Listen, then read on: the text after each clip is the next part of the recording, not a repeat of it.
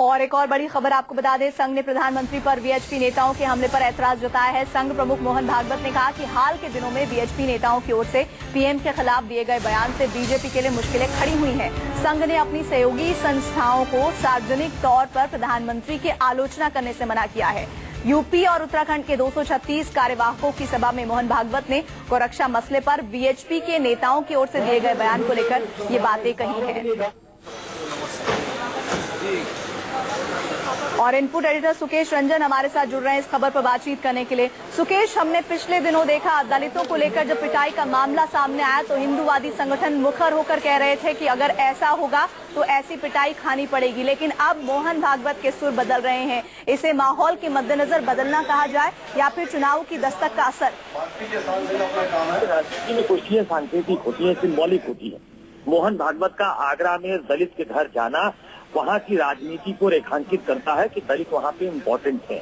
लेकिन दूसरी बात जो आपने अभी बताई कि मोहन भागवत ने ये कहा कि प्रधानमंत्री पे सीधा हमला बंद होना चाहिए। देखिए, ये बहुत इम्पोर्टेंट है।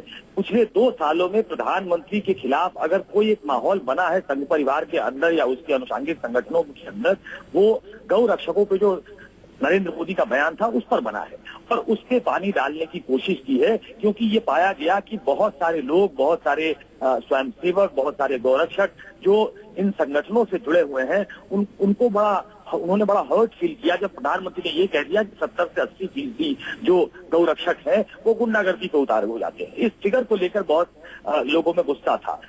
मोहन भागवत ने ये कहकर उस पर पानी डालने की कोशिश की है कि प्रधानमंत्री वो समझते हैं कि आइकॉन है, उसको अभी डिमोलिश करना ठीक नहीं है। और मोहन भागवत का ये कहना ऐसी बैठक में जहां उनके सभी अनुषंगिक संगठन आरएसएस के मौजूद हों और उत्तर प्रदेश में चुनाव होने वाले हों, उस बीच ये कहना और साफ तौर पे रेखांकित करना कि आप प्रधानमंत्री के बारे में सार्वजनिक तौर पे इस तरह की टिप्पणी न करें।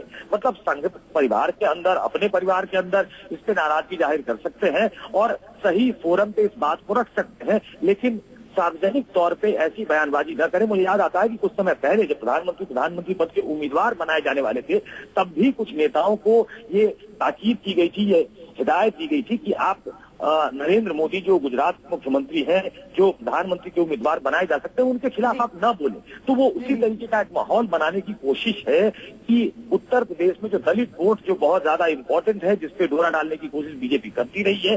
हालांकि अपने आप को राजनीति से दूर बताएंगे आरएसएस के लोग, मोहन भागवत खुद भी, लेकिन ये जो पूरा मसला है और ये जो कल की पूरी घटना है आगरा में जो हुई है 4 दिनों की बैठक के बाद जो संबोधन था मोहन भागवत का, वो उसी दिशा में एक कदम था।